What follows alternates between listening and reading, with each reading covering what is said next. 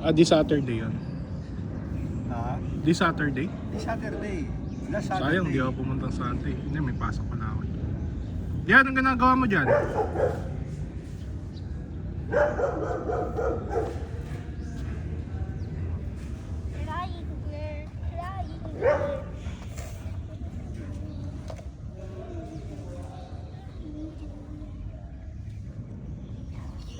Sarap, nakakawala ng stress yung ano, suswing, oh.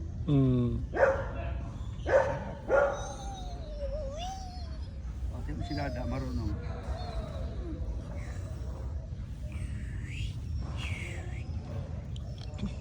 Yan, wag mo itukod yung fit mo. Yan.